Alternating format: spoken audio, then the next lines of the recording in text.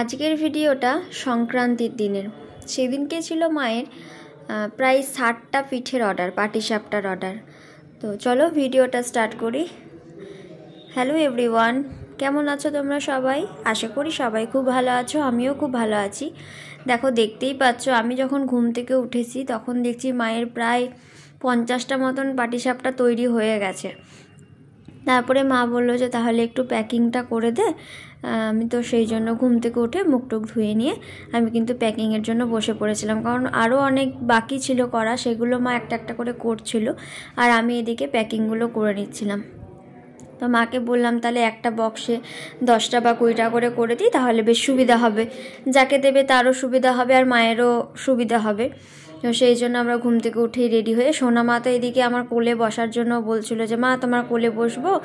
হ্যাঁ ঠিক আছে বসো, কোনো তো অসুবিধা তো নেই। আর এদিকে দেখো টিস্যুগুলো দিয়ে আমি ভালো করে প্যাকিং করে দিয়েছিলাম, যাতে পরে আর ওটা যে ঘি দিয়ে করে সেই ঘিগুলো যেন সাইডে না লেগে যায়। তো একটা একটা করে প্যাকিং হয়ে গেছে। তো মায়ের এতগুলো তৈরি করতে প্রায় সকালবেলা উঠেছিল ঘুম থেকে 4টার সময়।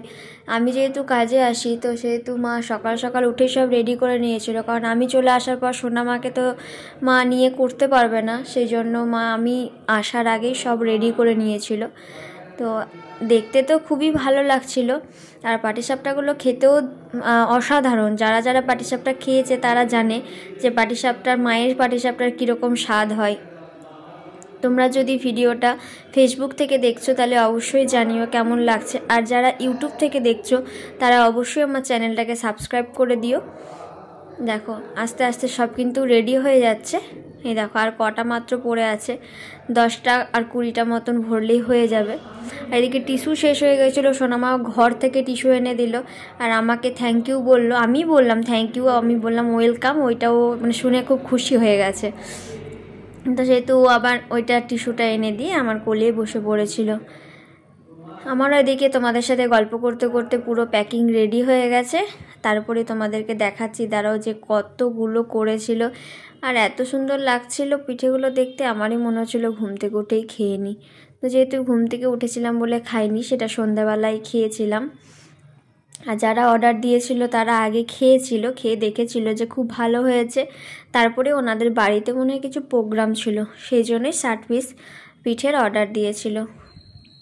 আজকের ভিডিওটা বেশি বড় করছি না, এখানে আমি ভিডিওটা শেষ করছি। যারা যারা আমার ভিডিওটা দেখলে এতক্ষণ ধৈর্য ধরে, তাদেরকে অনেক অনেক ভালোবাসা, অনেক থ্যাংক ইউ সো মাচ।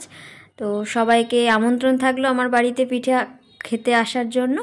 আজকের মতন এখানে টাটা সবাইকে, সবাই ভালো থেকো, সুস্থ থেকো, টাটা।